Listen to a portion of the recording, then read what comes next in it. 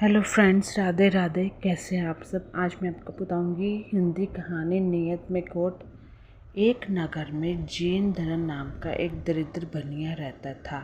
उसका कोई व्यापार या धंधा नहीं था, जिसकी वजह से उसकी आर्थिक दशा काफ़ी ख़राब चल रही थी। इसलिए उसने किसी दूसरे बड़े शहर में जाकर अपने भाग्य को आजमाने की सोची। उसके पास ज़्यादा कुछ तो था नहीं, केवल पूर्वजों की धरोहर एक लोहे की तराजू थी।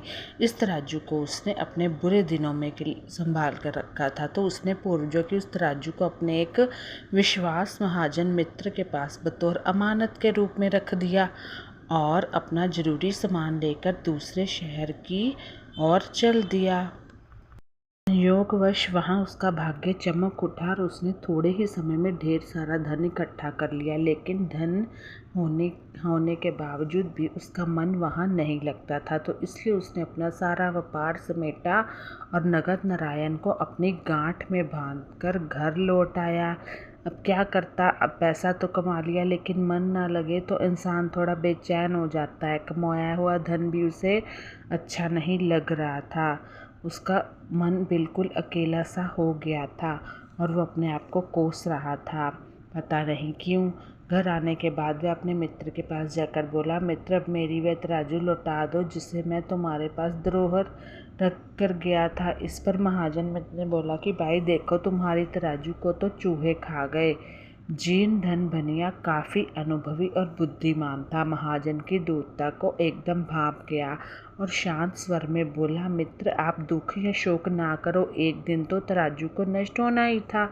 आपके यहाँ नष्ट हुई या मेरे यहाँ नष्ट हुई, क्या फ़र्क पड़ता है, क्या अंतर पड़ता है।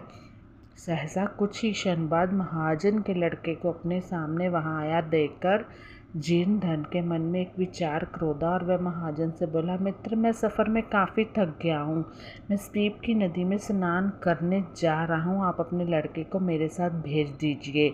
स्नान करते वक्त या मेरे वस्त्र आभूषण आदि की देखभाल कर लेना। महाजन ने सहर्ष स्वीकृति दे दी और अपने बेटे को उसके साथ भेज दिया कि जाओ, तुम ले जाओ मेरे बेटे को। तो उसको महाजन को शक नहीं हुआ कि वो कुछ करेगा। जीन धन ने नदी तट पर पहुंचकर एक खोह में बालक को धकेल दिया और ऊपर से एक भारी शिला रख दी, जिससे बालक का बाहर निकलना कठिन हो गया। स्नान आदि से निवृत्त होकर जीन धन महाजन के पास गया और महाजन ने जीन धन के साथ अपने पुत्र को ना पाकर पूछा, मेरा पुत्र कहाँ है मित्र। मित्र, बड़े दुख के साथ कहना पड़ रहा है कि एक बाज अपने आपके बालक को उठा कर ले गया। देखते ही देखते वह मेरी आंखों से ओझल हो गया। मैं बहुत ही दुखी और लज्जित हूँ। मुझे समझ नहीं आ रहा मैं तुम्हारे साथ आंखें कैसे मिलाऊं। मुझे माफ़ कर दो। मुझे पता ही नहीं चला कि वो बाज कब में तुम्हारे बालक को उठा ले गया। मूर्ख, क्या अभी बाज बालक को उठा सकता है? तुम मुझे अपने जैसा मूर्ख समझते हो?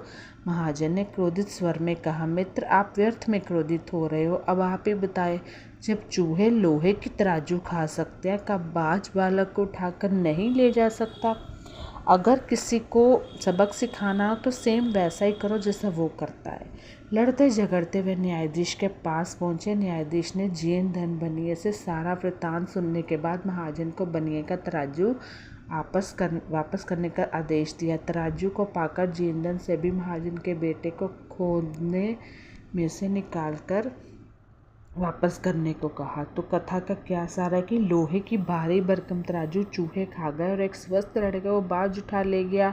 सुनने में ही दोनों की बातें अटपटी थी और असंभव सी लग रही थी, तो लेकिन यह भी सत्य है कि लोहे ही लोहे को काटता है। यही कारण था कि चतुर बनिया दूर महाजन से अपनी तराजू वापस ले आया और एक अनहोनी होने के बाद दूसरी अनहोनी होने में नहीं लगती।